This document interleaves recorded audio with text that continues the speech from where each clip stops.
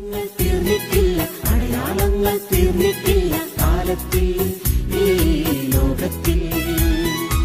പേര് റാണി. ഞാൻ അങ്കമാലി കിടങ്ങൂർ ഇടവകയിൽ നിന്ന് വരുന്നു. ഞാനൊരു 2014 തുടങ്ങി ശുശ്രൂഷയിൽ പങ്കെടുക്കുന്നതാണ്. അപ്പോൾ അന്ന് തുടങ്ങി ഇങ്ങനെ യുവജനങ്ങൾക്കും തിരുസഭയ്ക്കും വേണ്ടി പ്രാർത്ഥിക്കാനായിട്ട് എല്ലാവരോടും വരണം എന്ന് അച്ഛൻ പറയാറുണ്ടായിരുന്നു. അപ്പം ഞാനിങ്ങനെ മിക്ക ദിവസങ്ങളും ഇവിടെ വന്ന്, അന്ന് ഞങ്ങളിവിടെ താമസിച്ചിരുന്നത്, ചേട്ടനിവിടെ ആയിരുന്നു ജോലി. അപ്പം ഞങ്ങൾ പോലീസ് ക്വാർട്ടേഴ്സിലാണ് താമസിച്ചത്. മിക്ക ദിവസവും ഞാൻ വരുമായിരുന്നു ഇവിടെ പ്രാർത്ഥിക്കാനായിട്ട്. അപ്പോൾ അങ്ങനെ വന്നുകൊണ്ടിരിക്കുമ്പോൾ ഇവിടെ മധ്യസ്ഥ പ്രാർത്ഥനയുടെ ക്ലാസ് തുടങ്ങി.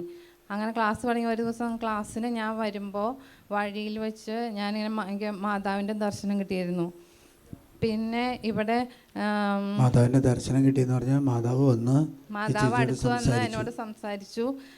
പിന്നെ എൻ്റെ കയ്യിൽ നിന്ന് ഇത്തിരി പൈസയും വാങ്ങിയിട്ട്, പൈസ വാങ്ങാൻ വരണം ഒരു എന്താ പറയുക, പാവപ്പെട്ടവർ നമ്മുടെ കയ്യിൽ നിന്ന് പൈസ അതുപോലെയാണ് വന്നത്. ചേച്ചി മാതാവിനോട് ചോദിച്ചു എത്ര പിള്ളേരുണ്ടെന്ന്. ഞാൻ ചോദിച്ചു അമ്മയ്ക്ക് എത്ര മക്കളുണ്ടെന്ന് ചോദിച്ചാൽ അപ്പോൾ എനിക്ക് ഒരു മോനുണ്ട് എന്ന് പറഞ്ഞു. പിന്നെ പെട്ടെന്ന് എൻ്റെ മനസ്സിലേക്ക് വന്നു, അയ്യോ ഇനി വർത്താനം പറഞ്ഞു തന്നാൽ അവിടെ വൈകും, ക്ലാസ്സിൽ ചെല്ലാൻ വൈകും, അതുകൊണ്ട് ഞാൻ പോകുന്നു. പക്ഷേ ഇടയ്ക്ക് തിരിഞ്ഞു നോക്കിയപ്പോൾ അവിടെ ആരും ഉണ്ടായില്ല. പിന്നീടാണ് അന്ന് കുർബാന സ്വീകരിച്ചുകൊണ്ട് ഞാൻ മുട്ടുകുത്തി നിൽക്കുമ്പോൾ പെട്ടെന്ന് എൻ്റെ മനസ്സിലേക്ക് വന്നു അത് മാതാവായിരുന്നു എന്ന്.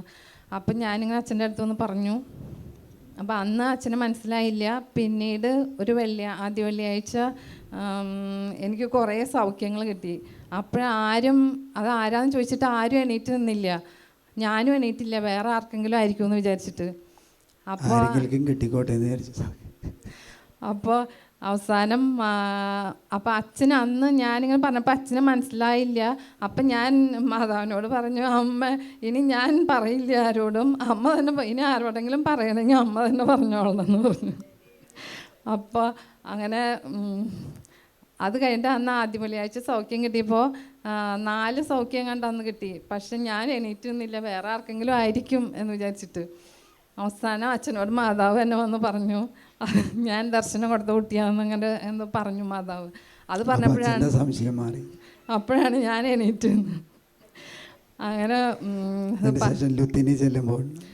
പിന്നെ ലുത്തിനിയെ ചെല്ലുമ്പോൾ മിക്ക ദിവസം എന്നല്ല എല്ലാ ദിവസവും തന്നെ ലുത്തിനിയെ തുടങ്ങി ശുശ്രൂഷ അവസാനിക്കണ വരെ ശരീരത്തിലേക്ക് ഇങ്ങനെ ചാറ്റൽ മഴ പെയ്യണ പോലെ ഇങ്ങനെ ഉണ്ടാവും, മഴ പെയ്യണ പോലെ. പക്ഷെ ഞാൻ നോക്കുമ്പോൾ വെള്ളം ഉണ്ടാവില്ല.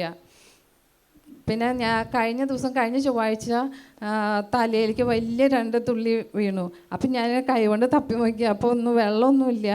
അങ്ങനെ എല്ലാ ദിവസവും തന്നെ ഉണ്ടാവും, ശുശ്രൂഷ കഴിയണ വരെ ഉണ്ടാവും. ചിലപ്പോൾ നമ്മൾ നല്ല മഴ പെയ്തുകൊണ്ടിരിക്കുമ്പോൾ കാറ്റ് ഊതുമ്പോൾ ഇങ്ങനെ നമ്മുടെ മേത്തേക്ക് ഇങ്ങനെ കാറ്റും അടിച്ച് വെള്ളം വീഴില്ലേ, അതുപോലെ ആയിരിക്കും ചിലപ്പോൾ മുകളിൽ നിന്ന് തലേന്ന് ഇങ്ങനെ ചാറ്റൽ മഴ പെയ്യണ പോലെ ആയിരിക്കും.